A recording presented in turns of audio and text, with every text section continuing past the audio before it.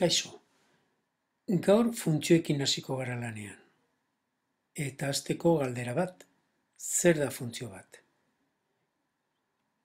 Gertaera baten azterketan, bi kontzeptuk edo magnitudek nolabaiteko erlazioa dutela antzematen da askotan. Eguneroko gertaeretan oso begibistakoa da. Gizarte gaietan ere sarritan agertzen da.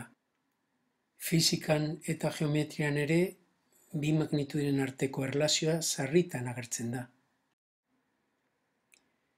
Adibidez, bizikleta zibilaldi bat egin nahi badut, zenbat kilometro egin eta zenbat denbora ibiliko naizen guztiz lotuta dago.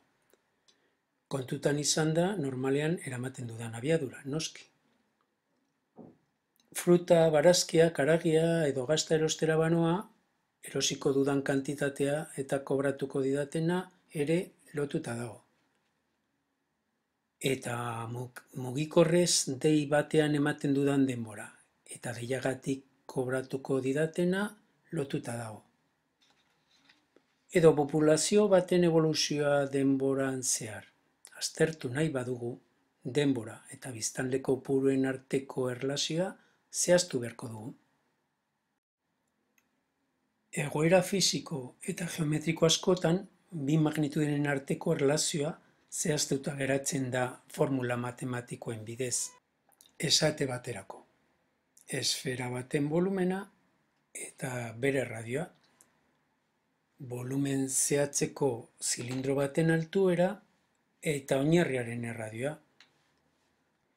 Pilota bat altuera batetik eroriz gero, hainbat segundo ondoren, berantz egin duen distantzia. Eta atezain batek, atetik oinarekin egin duen jaurtiketa batean, baloiak une bakoitzan lortzen duen altuera. Horiek guztiak adibide arrunt batzuk baino ez dira. Sarritan, adibide hauetan bezalaxe, erlazionatuta agertzen diren bi aldagaietatik, bat denbora izaten da.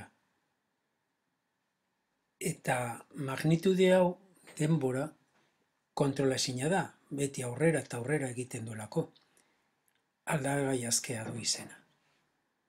Funtzean, funtzio bat bi magnitude aldakorren arteko erlazioa da, matematikoki adieraz daitekeena. Eta gainera, bigarren baldintza bat bete behar da. Aldagai askearen balio bakoitzari, aldagai menpekoaren balio bat egokituko zaio, gehienez. Orokorrean, funtzioa horrela adieraziko dugu, non x aldagai askea den eta y aldagai menpekoa den. Aldagai askea denbora baldin bada, adierazpena hauxe izango da. Funtzioen adibide ezagun batzuk dituzu hemen. Hauetan, aldagai askea eta aldagai menpekoak hauek dira horren ezurren.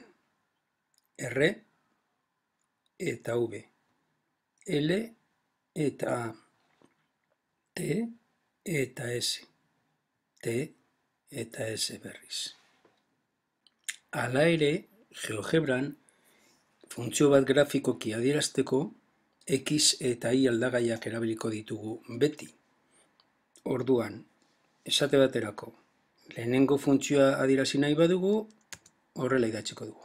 Y berdin, lau eren, orain pi,